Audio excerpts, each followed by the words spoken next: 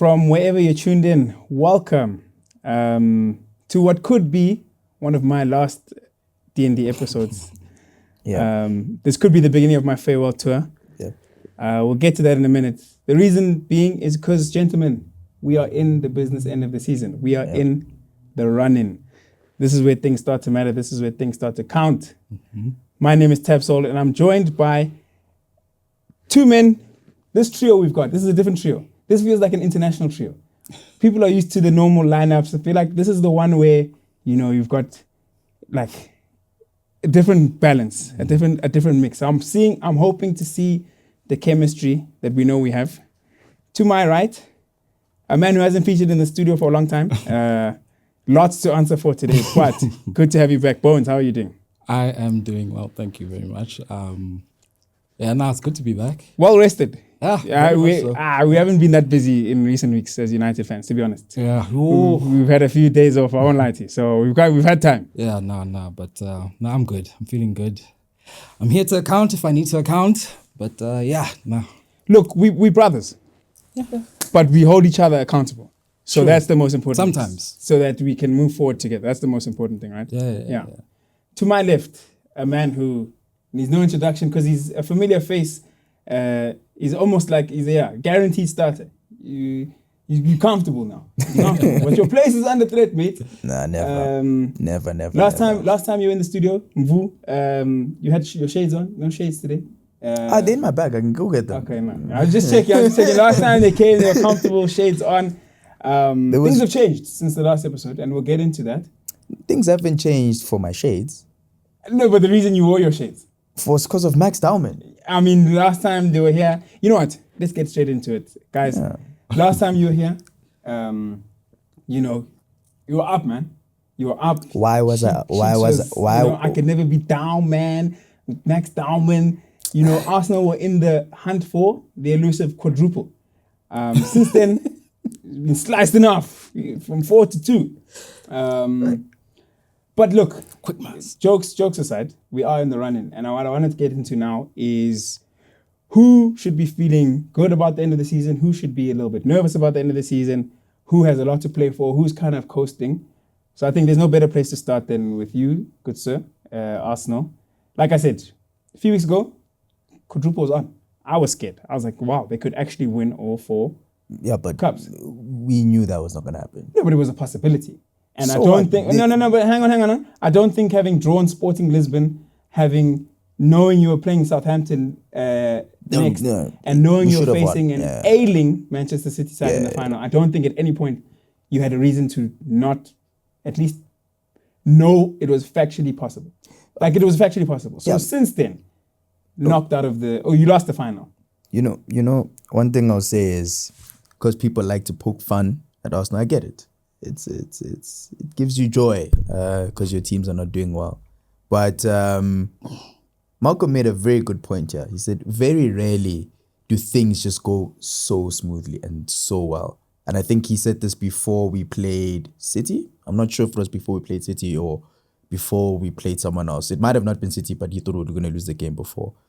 And I'm not an idiot. You don't go so many years of not winning anything and then you just go win all 4 trophies. So yes, there was a possibility, and yes, I was disappointed when we lost those games because I don't think our team accounted for themselves. But I don't think any reasonable fan could think that they would win something that no other team has won, let alone without having won the league in how many years. There's baby steps. You win one, you win the next. You win the next, you win the next. But I digress. No. So let's get into that because he said baby steps. But would you not argue that of all the steps you could have taken, that Carabao Cup was probably the smallest step? No, we know how I feel about the Carabao Cup. I said we needed to win this last year. Nothing has changed from this year. True, you did. So not winning it was disappointing. But for me, it was the manner in which we didn't win it that was more disappointing than not winning it itself. That second half didn't feel like a team. It didn't feel like the team understood the task at hand. Yes, I think Pep schooled Arteta and did something that he probably never anticipated he would do. But you do not perform like that in a final. Saka, you do not perform like that in a final. I understand there's injuries and all those things, but big players step up in games like those. And I was very, very disappointed in the manner in which we lost. So yeah, we should have won. No, let me not say we should have won because I think that makes me entitled. But Should have played better at least. yeah, You should have fought for it more. exactly. So that was more disappointing. So now, with the context of you lost the final, international break, you Lost come to back, you Southampton. lose to Southampton. Fuck, that was bullshit. So I'm saying to you now, That was some bullshit. give me an optimism reading after the final, before Southampton, and then after Southampton. Like, has your optimism for what you think you can achieve this season fluctuated? Has it changed? Where do you stand as an Arsenal fan? I think I am where I was in the beginning of the season. Oh, this because guy, bro. no, I mean I'm answering the question. Guys are trying to be nonchalant. No. In the beginning of the season, I flagged specific things that I thought Arteta needs to do for us to get over the line. Yes. And I think in these weeks, he had not done those things. So where I am is, I think I'm just at that same place. I'm still optimistic we'll win the league. I think a lot would need to happen for us to fuck up at this point. It's possible, but I think you'd get a very different version of me on this episode if that never happened. Like you will see things you guys have never seen before. Well, if you guys lose the league, I won't be here. So Yeah, that's the one thing. So I don't think I'm less optimistic. I am in the same place that I was, but I think I'm still optimistic. I think we'll win. I think we should win the league. I think we should win the league. You should win the league. I agree. You should win the league. I don't care if it goes down to the last day and you win on goal difference. I think you should win the league because on the balance of play, you've been the best team in the league. So I don't think that with 7 games to go and that gap, like, you should win the league. And I want the players to just account for themselves, bro. Like, it's not too much to ask. Havertz, you made an interview saying it hurts like hell. We'll do everything. Oh, you've been on this thing. I man. know. This guy references. I take people on their word. You can't tell me this thing hurts and you'll do all that you can and then you lose and you play a final like that. Does that make sense? Don't be harsh on Havertz because he might save you this season. I'm not. No, I'm not singling him out. I'm just saying this is what we've heard from the manager and all the players, right? Okay. And I think there just comes a point where you just have to deliver. Stop talking. Deliver. It's simple. True. Insider's perspective, outsider's perspective. Bones, looking at Arsenal, to be honest, you can tell the people here, because I don't know, where have you stood on Arsenal this season? Because I've been bullish since October. I said these are my favourites for the league. This was before Man City had their dip. I came back in the beginning of this year and I doubled down and I said they will win the league. It got to the point where just before the Carabao Cup final, I was scared that they were going to win the treble just because they're a hard team to beat, bro. Obviously, Man City and Southampton would disagree, but before then, they're just a hard team to beat, and they didn't lose a lot of games. They didn't show signs of a team that was going to slip up. But we did show signs of a team that could struggle to win games. Yeah, exactly. Struggle to win games, but I'm saying that's different. And I guess it's been shown in finals, 2 cup games. Finals is only one of 2 results. In a league, there's one of 3, right? So how many times have we heard declare say, if you can't win a game, don't lose it. But that doesn't apply to a cup game or a final. We'll come back to that because we will talk about the Champions League. And I think Arsenal as a league prospect are different to Arsenal as a Champions League prospect. But from your perspective, where have you been on Arsenal, and has your opinion changed based off of Man City, Carabao Cup, Southampton, FA Cup? Like, do you see them shaking? They're obviously shaky, or rather they were shaken, right? Those results had to have affected the dressing room, the manager, the fans' perception. But do you think is the boat rocked from your perspective, or is it like, No, I don't.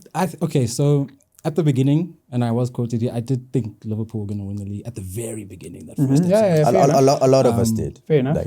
But since then, I think Arsenal have proven themselves to be the best team in the league since it started. They had a shaky game against us, but since then, I think that was probably their worst game for probably until like February.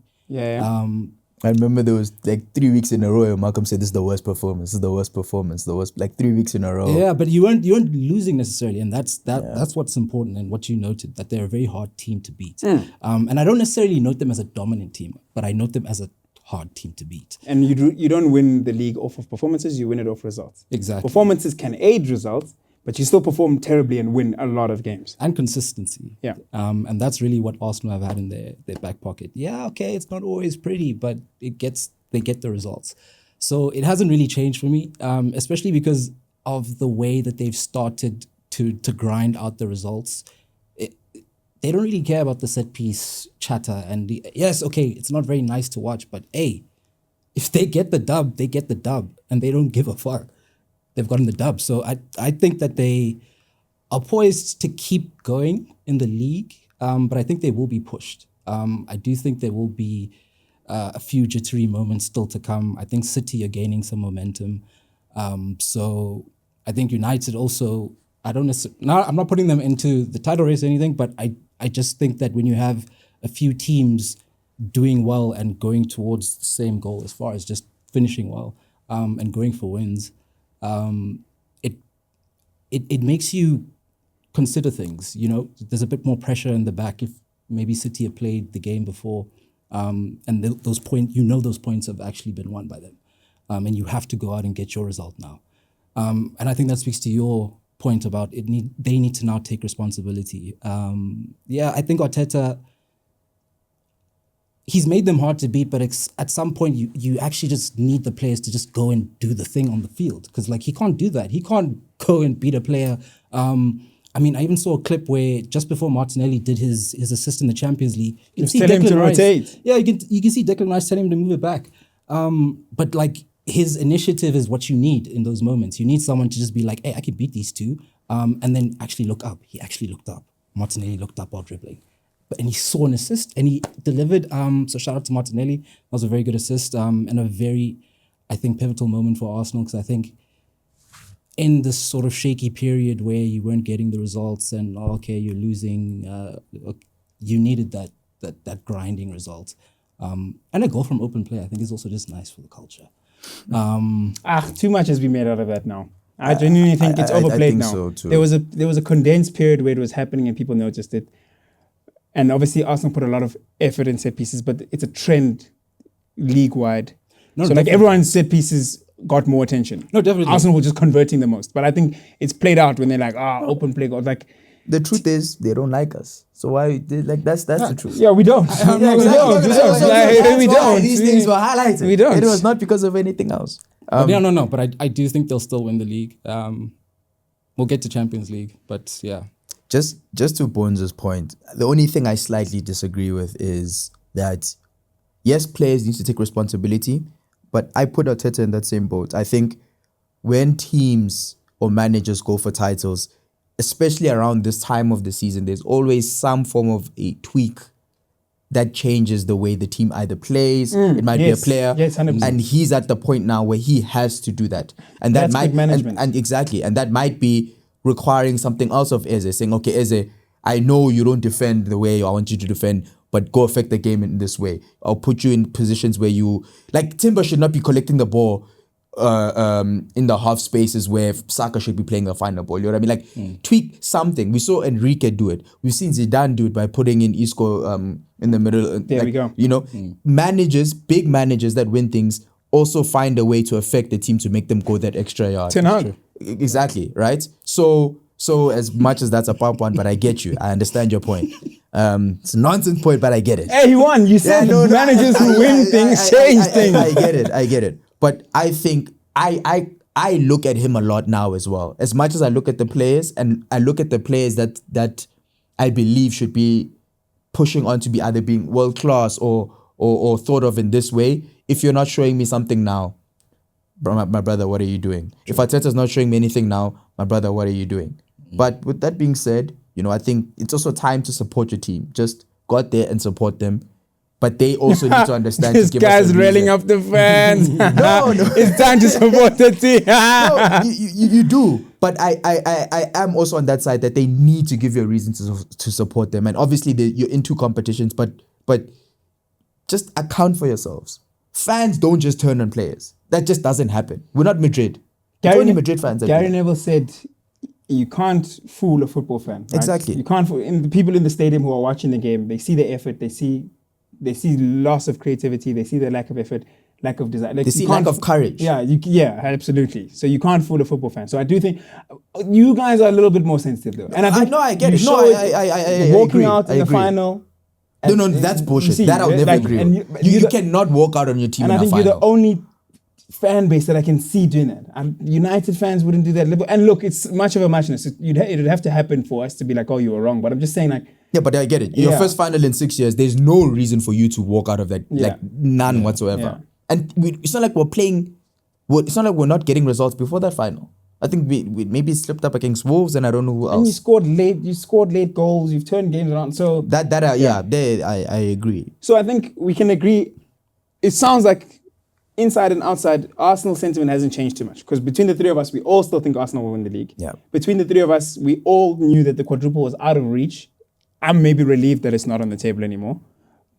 So I think we settled on Arsenal. But let's now, we all outsiders. Well, we'll start with United and go elsewhere. But I want you guys to now be as objective as possible. And we'll still talk about pessimism and optimism. Let's just go down a few teams. We won't go through everyone. Man City. How do you think they feel right now? I think, obviously, whacked in the Champions League. Then they win the Carabao Cup. Demolished Liverpool in the FA Cup. So they're a team that can be beaten. I think on any day, they're a team that can, the Man City of old, and I told Kanye this, that it's over. That Man City of old, the identity, that belief that they were just far superior in all aspects is gone. They're a beatable team, but they're still a very good team. So now going into the run-in where they're just in two competitions, chasing the FA Cup, chasing Arsenal in the league, This version of City might still end up with 2 trophies, maybe 3. Like, you sound optimistic on City's behalf. No, I'm just saying, like, I commend them. Like, winners know how to win. Yeah, and I don't want to make it about Arsenal, but are you saying that as a City fan, how do you feel right now? I wouldn't be worried. If I'm a City fan. No, not worried. I'm saying they're going for 2 trophies. I would be optimistic if I'm a City fan. Because at the end of the day, you're chasing down a team in the league that you know have succumbed to pressure on how many occasions. So why do you have a reason to be nervous? Okay. The only thing I take your point is like, okay, we haven't played well, but you know you have a manager that can churn out results. And one thing I think Pep has realized now, which I think might have slightly derailed the season, is that in those games where he decided not to play a Ryan Cherki because he thought he couldn't run, it was just not a good decision. There's no reason for Semenyo to be playing in the 10 against Real Madrid. You're not going to get any form of creativity. So just trust your most talented and best players to do a job for you, which he didn't do. Where I think now he's not thinking about that and they're getting results. Okay. You could have a very big dab on your hands. You did tell us at the beginning of the season, Cherki was your one to watch. And you get the sense that, like you said, if Pep is going to put him on the field, he's a difference maker. Yeah. So if someone's going to make a difference between now and the end of the season for City, you put him in 3, you list 3 City players that have made the difference. I've got Donnarumma in there, I've got Cherki in there, and if Haaland starts scoring goals. I think if those 3 things align, City win games. Yep. Will they win enough games? I think, like, even to our conversations from last year around Liverpool, is that you build a good enough of a buffer where you should not be messing up. And I think Arsenal have done that similar to Liverpool last year. But I think Liverpool had 3 more points at 12. I know City have a game in hand, but they've built a buffer. Game in hand and a 1v1 against Arsenal. A hit-to-hit, sorry. Exactly. But let's say they win their game in hand and they beat us, there's still a 3-point. A 3-point gap. No, there isn't.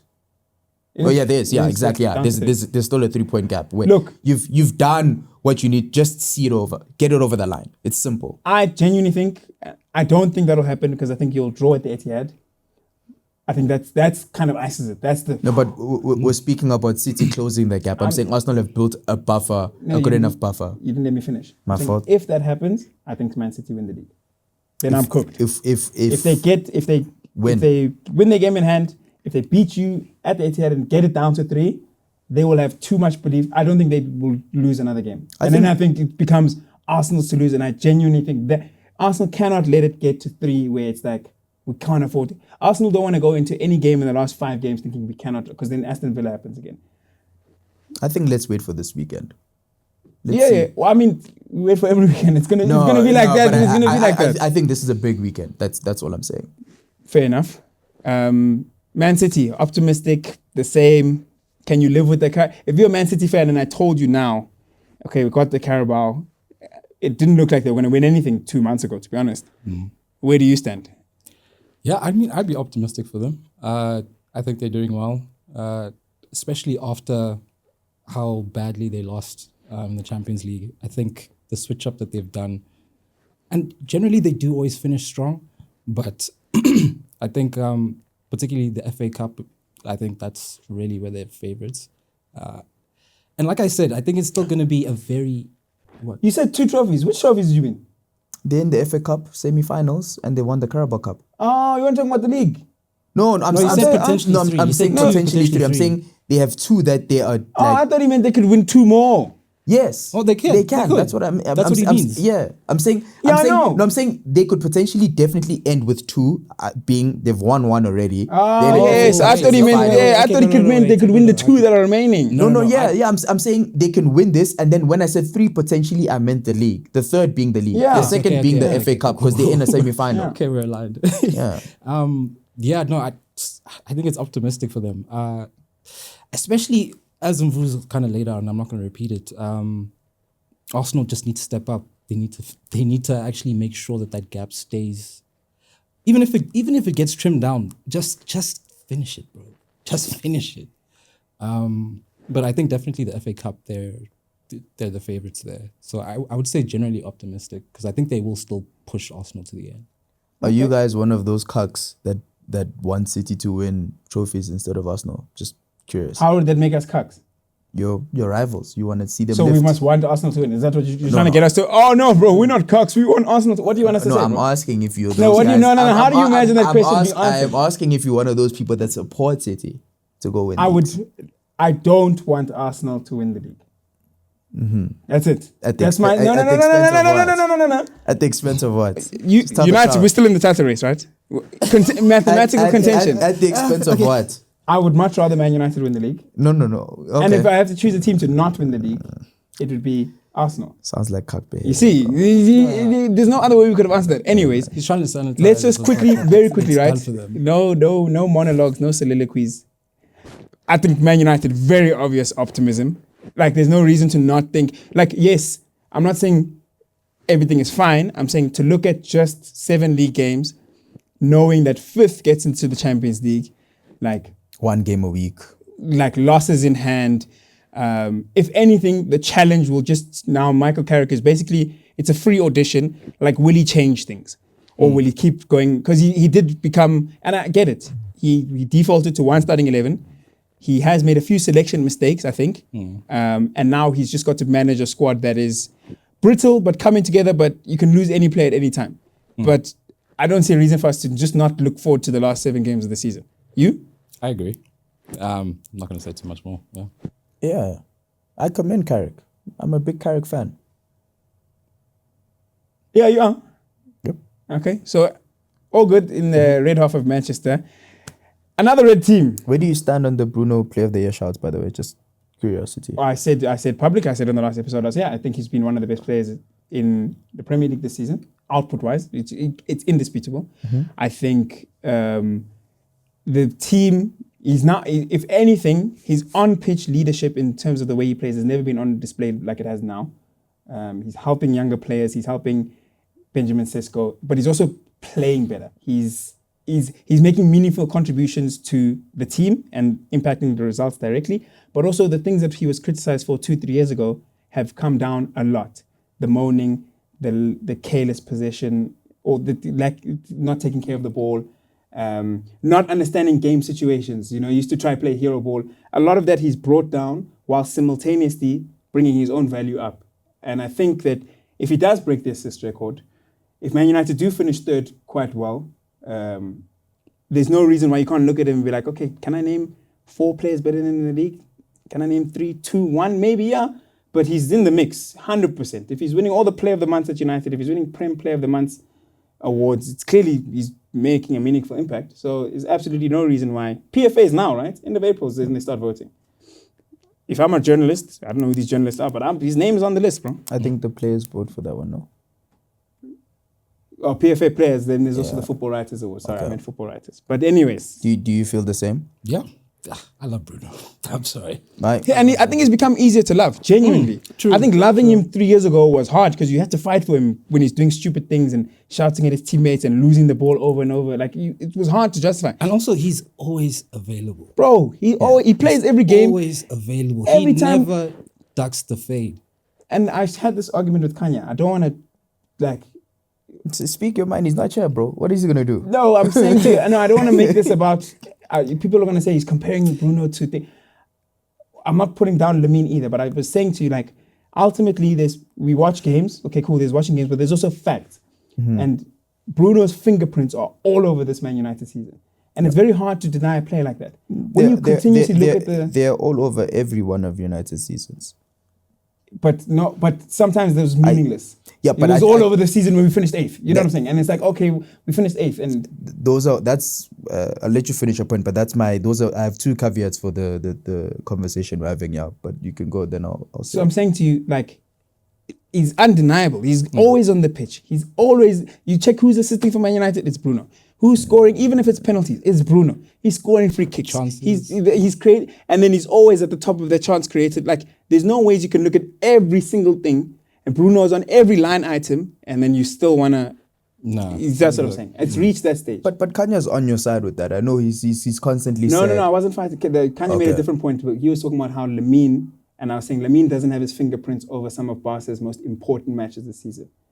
This season, Yes. I think our most important matches have come up now. No, and I think I think up he's until that time. Oh, You okay. looked at- Okay. I didn't. We were saying what had he done in the Champions League, in the Cup Finals? You know what I'm saying? Because I think now they're definitely there. It's just we'll get to Barca another day. But anyway, my two caveats. One of my biggest criticisms of Bruno is that I think sometimes when people speak about him, we do have disingenuous conversations around his moaning, things that that have nothing to do with his ability and what his output is. So there's that. But they always speak, and I've seen pundits do this, they speak about where would United be without him?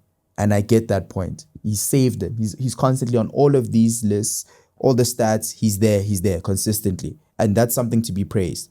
What I don't like is, if it was not a player like Bruno, if it wasn't Bruno, it was someone else, and they had the exact same output and all these things, they would always question, where does the team finish?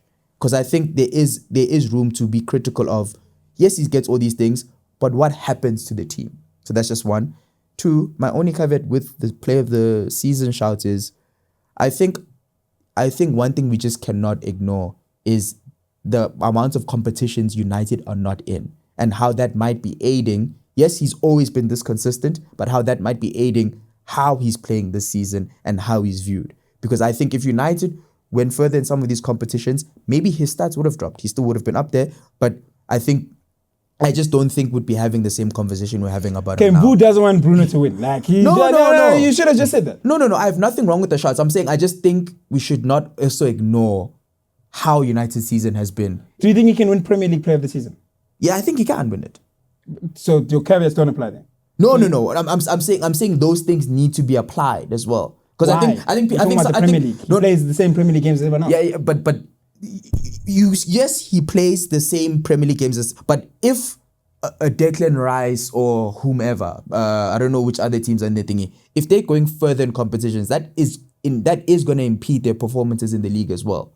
We cannot ignore that you would not be playing. So what are you saying? You're saying how much do you want it to matter? Okay, for Prem specific. Let me explain why I asked the question. No. It's because because it might give you the answer to what you're saying, right? The reason I asked that question is because I've seen people say there should be no one else but him, and I'm like, United fans saying that. I don't think it's people. I've seen like some, regardless. Let's say it's United fans, but I'm saying what I've seen is.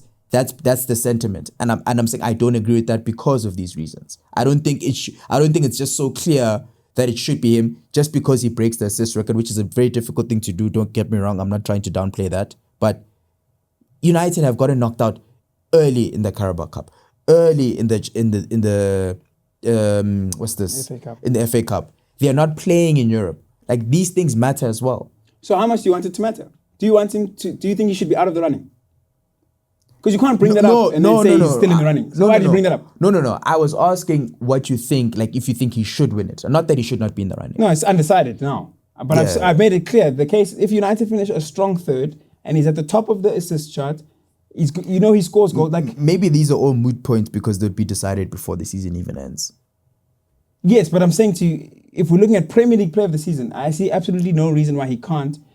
And I'm saying it's a caveat, but we've accounted for that. It's like, okay, cool, it's a caveat, we know it. But we should also not pretend when we look at these awards where other winners, they say they only looked at what they did in the Premier League. But a lot of those players, this guy doesn't want to make up his mind. Should he be in the running or not? No, I've never said he shouldn't be in the running. I'm saying the reason I asked you that question is because people made it seem it's undeniable that he should be the winner. If the season ended today, is he your Do you understand? No, I'm asking you. No, he's not. Okay, cool. Then now we know where you stand. No, but that has nothing to do with him not being in the running. I'm saying you've said your caveat applies a lot in this context. That's why you can bring it up. I asked you how much it applies to him not being the undeniable favorite.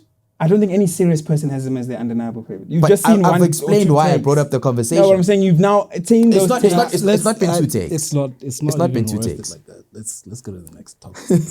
It doesn't make sense. It doesn't. No. You're done. Back and forth, but Last point. It's just the last point. I'm saying one thing we should not do, like you guys have mentioned, like we assess his Premier League performances.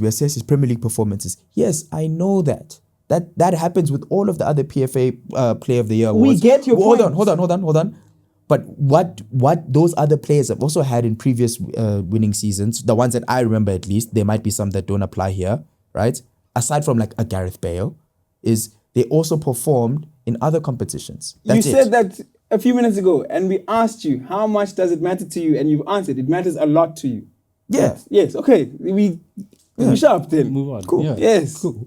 But Mood does not want Bruno to win. You will bring this up again. Because if Bruno does have a fantastic end to the season, I feel like you'll bring this point up again. That he wasn't in a lot of competition. No. I said he's not undeniably the first guy that should be on the list. Okay, let me ask you a better question. Do you think that's the reason I brought it up? Do you think Bruno can do anything between now and the end of the season to make him an undeniable favorite? Yes or no? No, I think yes or no? No. It's not. No. It's not a yes or no question because it depends on his competition. What does Rice do in anything? What does Gabriel do? Okay, so no, it's a no. You don't think he can because that's what I'm saying. No. Rice will have more on his plate. No. But it's about performances. It's not just about what we win. That's what I'm saying to you. If Bruno does amazing and Rice does very well, you will say Rice doing well with the context of him having other things elevates him. Yeah, so it's impossible. Unless Bruno scores 20 goals. No, you said it's impossible. I don't. It's not impossible. It's not impossible. But it's unlikely. No, This guy. This guy's trying to make a decision for me. I don't understand why. Just say you don't want him to win. No. I'd rather say that. But that's not how I feel. Okay, let's go. Anyways. Let's go. United, we were optimistic until this guy parties. He always wants to spoil our party. But anyways, I was going to get to Liverpool. Nah. So Kanya, it feels like I'm picking on Kanya. That guy has a lot to say, bro. And he's wrong about a lot of things. He's right about some things. But he told me in January at Benchwarmers, he said, the Liverpool job was way more appealing than United job in the summer. Liverpool squad is more settled. They've got more to build on. But I look at Liverpool. Konate, hot mess. Alisson, always injured. Van Dijk, past his best. Robertson, leaving. They bought the wrong replacement. Trent, haven't replaced him. Salah, leaving. Isak, hasn't hit the ground running. Ekitike, hot and cold. Wirtz, no idea what's going on. McAllister should leave. So I look at the Liverpool squad. I'm not only pessimistic about the end of the season, bro. If fifth gets Champions League, so they should be fine. But should they not get Champions League, bro? I think it can get dark very quickly for them. The manager. They have no idea what they want to do with the manager. I think they're showing that they actually don't know what they want to do with the manager. That Humpty Dumpty looking guy. Come on. You didn't say that when he won the league. Don't just switch up now, man. I'm not switching up. No, you switched up. I praised him when he deserved praise. You switched up one slot. No. I praised him when he deserved praise, and now he's Humpty Dumpty. He's falling off this wall. It's done, bro. So I think it's actually darkness at Liverpool. Is anyone of a different opinion? Well, we asked Seba if they were in a crisis, and he said no. Oh, he told us he said a crisis. He said it depends on what your definition is. Like there's no Oxford dictionary for what a crisis is. There's nothing. But so how am I exaggerating? Or is it dark there? Another caveat. Compare what you said about about all of these Liverpool players. Do the same for United. Delict, like you'll give your verdict De about Ligt Delict. on the verge of retirement. Mount should leave my club. Ahmad. Go. Improving. He has room for improvement. Room for improvement. Whoa. This guy just... He's already not being honest, guys. No, wait. How?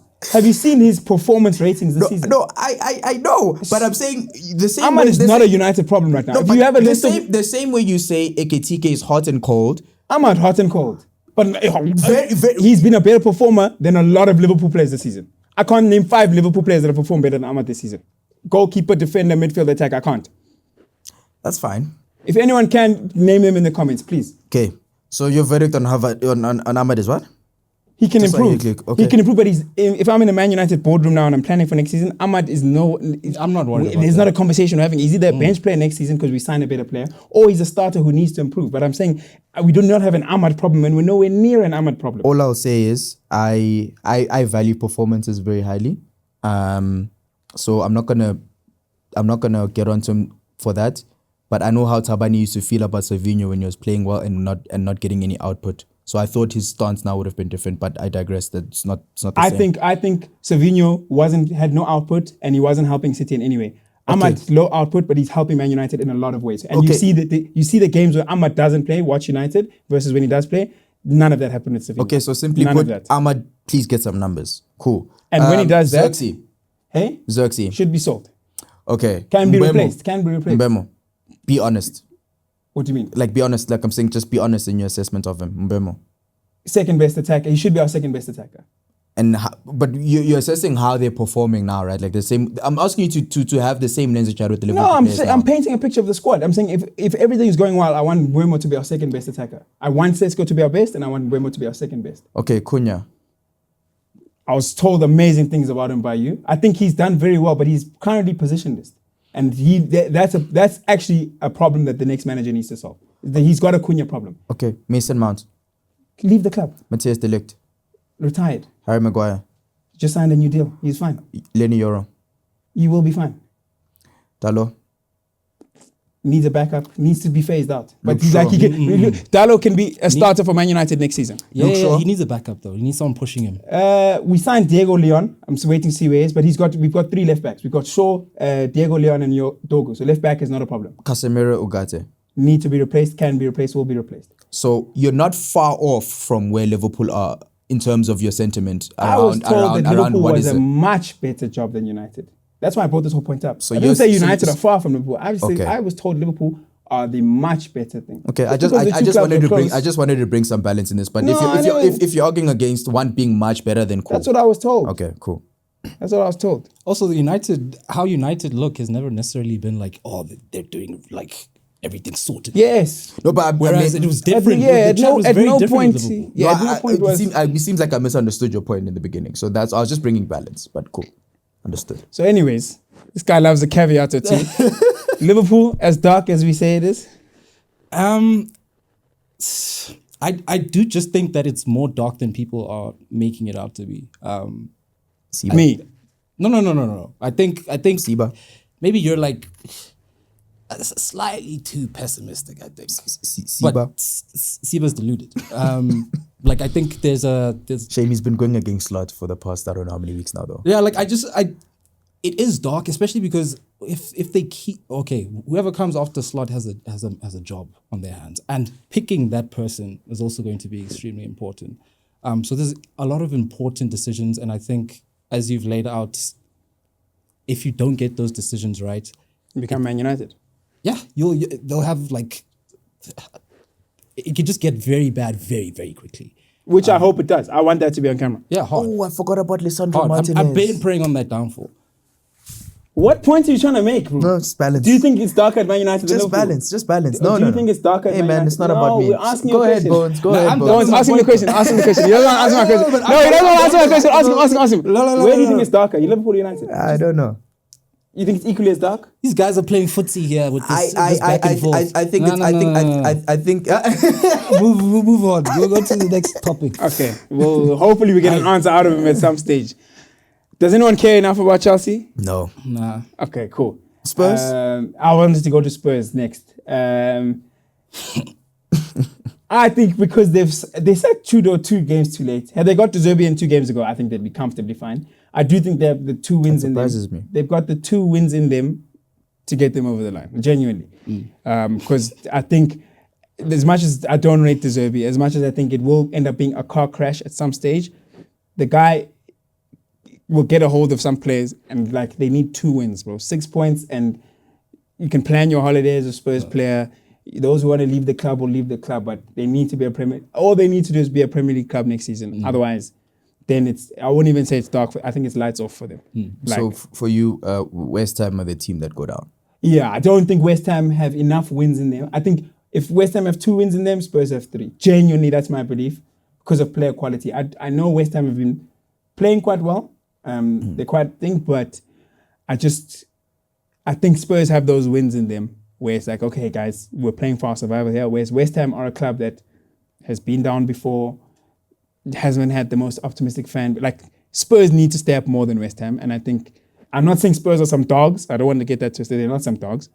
But I just think if De Zerbi names the right starting 11, new managers like to instill confidence into some attackers. Like, I think they can fix it. At West Ham's expense, not because West Ham aren't good enough. Yeah. I'll keep it simple. I just hope they go down. Simple. Now, do you really want them to go down? Yes. Why? It'll be fun. You see, like that's like. You asked me why. No. It's your answer, but like. I'm not gonna lie. I also want them to go down, bro. That'll be dark, eh? Yeah, no. But it's not dark for us, bro. No, but I'm saying like. This guy's making it seem like he has family that No, it's not about family, bro. You don't like. Down. It's not good for the Premier League. It's not good for England. Like, and I'm not saying we're not custodians, but I'm saying to you, as people who spend 40 minutes on an episode speaking about the Premier League, like that product is diminished if Spurs go down. That is a fact. Okay, true. That is a fact. But Spurs did this to themselves. There's no sympathy for them. But the Premier League is a better product if Spurs are in it. Spurs have done enough in this century to say that they're a club that almost is entitled to be part of this modern era of the Premier League. So, and we're talking about a club that won a European competition last season. So it's not like they've done nothing. Like, yes, Spursy, yes, reputation, yes, Spurs, but like, they are part of the story. Everyone here has a story. Spurs has played a role in our watching of football. They can't just go down. No. It will be a huge thing. It might be maybe a tier below Leicester winning the league in terms of like how big of a deal this will be. But yeah, man, they're just lucky that they're competing with the West Ham side that has been constantly like, even fan sentiment there is very bad. I think I've seen like so many shows that people don't even go to the game anymore. They've given up their season tickets, not they don't go to the games anymore. So they're lucky that they're competing with West Ham. But yeah, man, let's see. Let's see if they survive, but I hope they go down. Same. We covered the big 6. I'm sure, with all due respect to our last guest, Alex, Newcastle. Pessimism, optimism. It's dark that side. Yeah, Baltimore is a midfielder now. Likely to lose Tonali. Eddie Howe's on the brink. Let's put ourselves in Alex's shoes. How do you think he feels right now? Spanked in the Champions League. Taught a lesson. There's levels to this thing. And I was told Newcastle would win the league right about now. We must go back to those chats. I think maybe it might be a bit of a humbling sort of period in the last kind of, let's say 2-3 months, where I think they've realized that you need more than just the money. Like you need the structure. There needs to be a plan, and you also just need the right decisions at the right time. And I think just the way that the season kind of started, I think also just always kind of was going to make it that they were going to have to find their feet, and if they didn't find their feet, it was going to be awkward. So I think they're now in that awkward phase where they're having to decide like what happens next now, because maybe it's not what the plan originally thought that they would be at this point. As you say, they might have been more ambitious about where they would be now at this point, and they have to look at the decisions that they made to that extent. I didn't really think that Voltemade was doing that bad as a striker, to be fair. I stopped paying attention to him, and then I came back and I heard he was a midfielder. Then I watched the game. I was like, they weren't lying, bro. He's actually playing in midfield. And I saw it as well.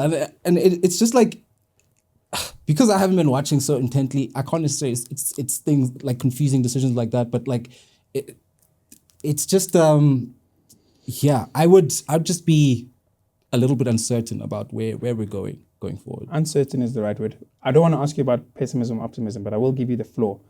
Because we've had multiple back and forths about this. But like I said, Eddie Howe's on the brink. And I think you were very anti-Eddie Howe at the point of the takeover because you didn't believe that he was the right man with all that opportunity that Newcastle had. I think he then proved himself. But I was wrong about that, didn't I? He then proved himself to be the right guy for the transition. So now what I'll ask you, you are in that boardroom at Newcastle. Are you cutting Eddie Howe and looking for something better? Or do you think that you can help him to get to maybe Eddie Howe version 3 of Newcastle right now?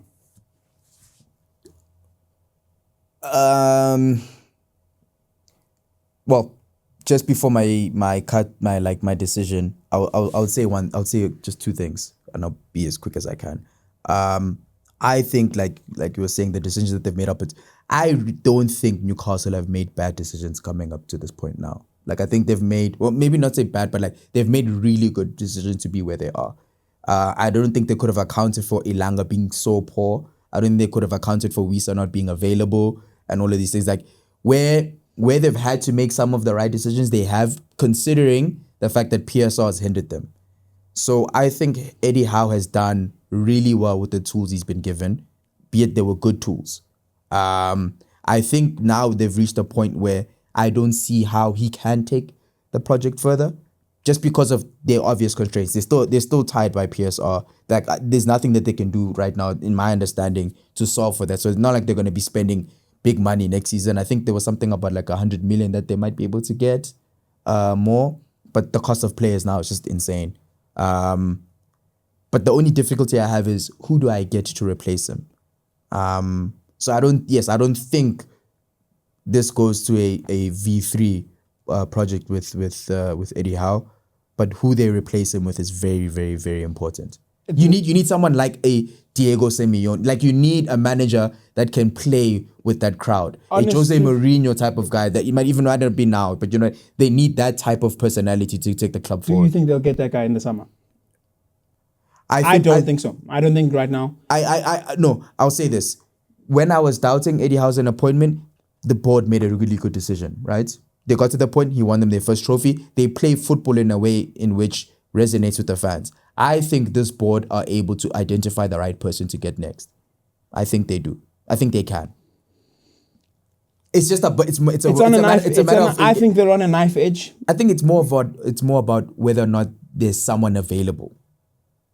That's what I'm saying. And if there isn't, and they're not sure, then they will keep him. And what do you think then happens to them? I think if you don't have a replacement in this specific case, if you don't have a suited replacement, I don't think you can get rid of him. But I'm saying, if Eddie Howe stays, how would you feel? Do you think they can get back to a club that at least goes for 5th and 6th? Or no, I think they'll be as stable as they can be. Like I don't think it's going to derail their season next season. But it could get dark if it doesn't start well. Yeah. Okay, Premier League wrapped. Longer than we expected. But now we can talk about the big years, Champions League. But I'm not going to ask you guys for your favorites or who you think will win it. Let's just talk about, I think, based off what we know about, there's a lot of change coming. We're in a World Cup year. A lot of big clubs need managers at the end of the season. And we talk about, players. We know players on different phases of their careers. Some very big players, big managers. I'm thinking of Kane. I'm thinking of Simeone. I'm thinking of Luis Enrique. I'm thinking of Dembele. I'm thinking of Mbappe, Vini. Who needs to win the Champions League this season? If I made a case for one guy or team or manager, who would you say, no. I promise you, things with this guy needs to win it. While I give you guys time to think, I think Harry Kane more than anyone, Harry Kane and Bayern, based off of since the last time Bayern won the Champions League in COVID 2020 to now, this is his one chance of winning a UCL with Bayern. He's been in a strong Bayern team in the past couple of seasons, but the Bayern team that never had enough to get over the line in the big games and showed that. I think based off the level of the competition and also his level of performance, based off what we all think about England's chance at the World Cup, I think this is Harry Kane's last chance to do something meaningful at the very top before he goes into just, okay, I'm a very good striker, I can score a lot of goals for a team. But I think Kane's case for like, I need this Champions League more than anyone right now. I think it does so much for his legacy. I think it does a lot for Bayern Munich since 2020 because they have been in a state of flux since Lewandowski left and all the things that have happened there. I think I'm saying more than Dembele, more than Enrique needs another one, more than Mbappe needs one at Madrid, more than Simeone needs one, more than Arteta's boys need. I'm saying Kane, like, not as entitled to it, but I think he's got a very strong case for like, I need this UCL. So now I'm asking you guys, can you come up with a stronger argument for anyone else, any player, manager, or team, than Kane to win the UCL and why? Do you want to go first or me? I'll go. To be honest, I was also thinking Harry Kane. I mean, and actually less Bayern and more Harry Kane, because I think this is probably like his peak, and it does start to go down from here. Maybe not in an extremely noticeable way, but like Salah. Yeah, it's not going to be like a Salah, but it will be like a Lewandowski. You know, it'll go from 50 to like 35 to like 30, and then progressively down like that. And I think also just because the Bundesliga is also just like it's Bayern's really nowadays. So in terms of also his legacy chat and getting that trophy that really is just like, yeah, Harry Kane has his hands on this. I think the UCL is that thing, particularly given a Bayern given a Bayern environment, because not to fully discount what a Bundesliga means or the cup competitions, but a UCL is that's the one that he needs. So I'd also agree that Harry Kane is probably top of it. Also for the Ballon d'Or, I think that would also be the thing. That would also be the thing that takes. I don't care what happens in the World Cup. Actually, no, the World Cup is extremely important, as we've seen. Why are you shaking it, bro? Why are you shaking it? I'll explain later. Go ahead. Finish up. No, but I'm good. All right. Okay. So for me, it was between two options. Sorry. One, Harry Kane, for a lot of the reasons that you've listed now, and just my personal feelings towards him and what I think of him. I know. Well documented. Yeah, it is. I think what should not be ignored were the reasons why I said those things that I said. It's also well documented on the group that I felt he should have left Spurs alone. I felt that he should have not renewed his contract at Spurs in 2018 because of how much of a good player I thought he was, and because of the conversations he was being put in amongst the greatest strikers.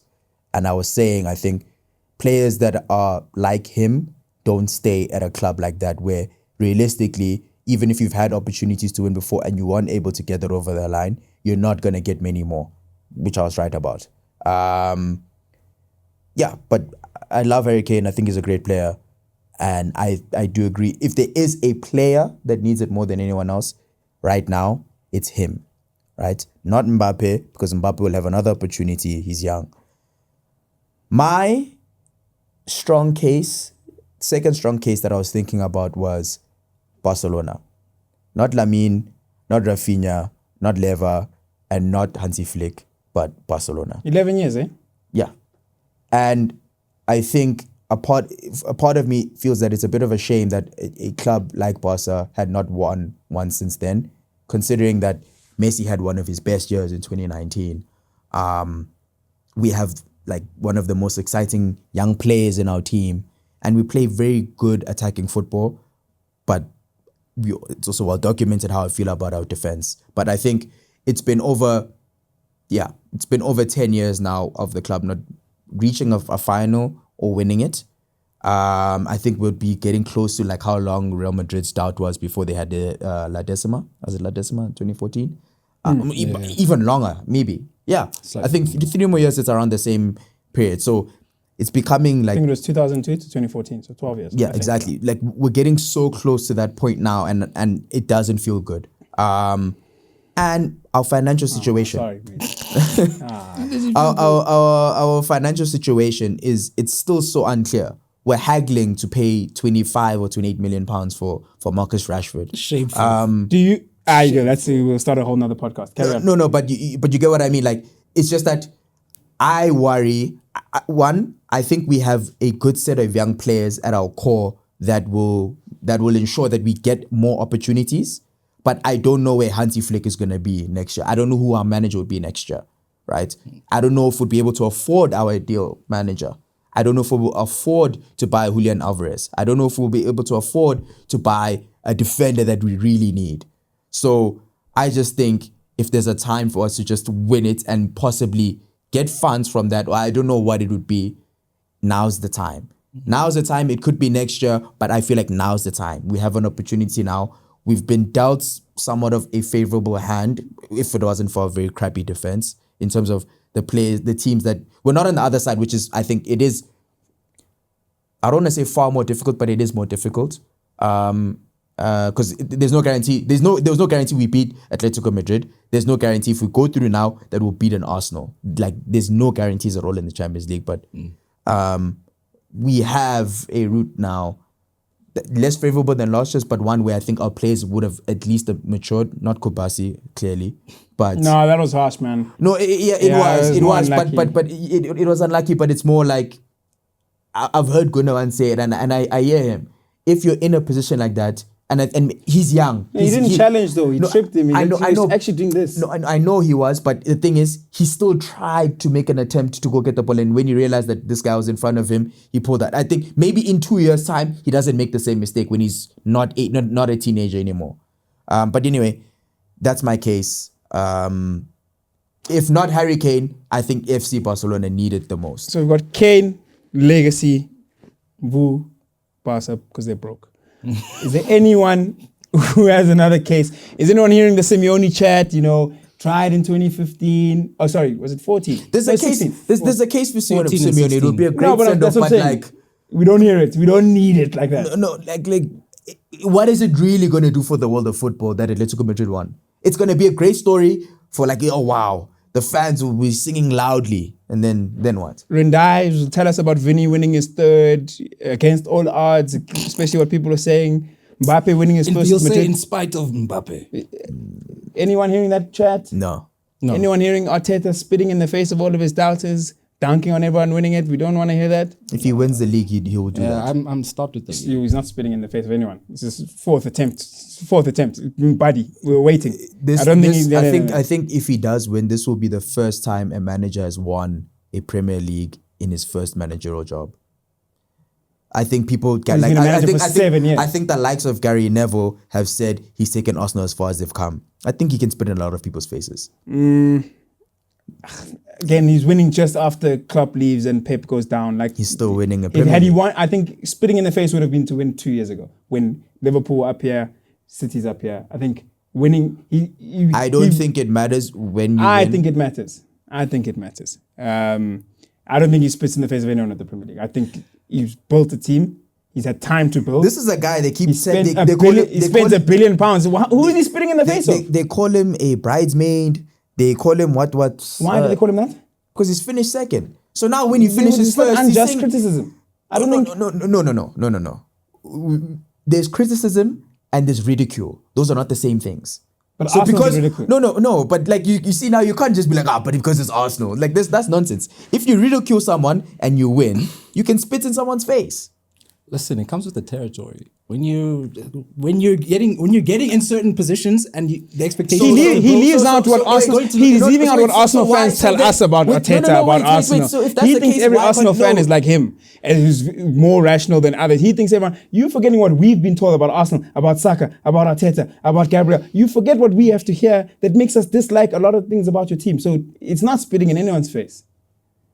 I think it can spit in people's faces. Okay, well we'll see because I know we're cut for time. So. Yeah, no. Thank God, to be honest. But yeah, the end of the season is going to be very exciting. Like I said, if this is my last, it's been. No, I'm joking. It's definitely not my last. Arsenal will win the league. The run is going to be very exciting. Champions League is going to be very exciting. So make sure to like, comment, and subscribe. Thank you for tuning into our content, and we'll see you guys in the next one.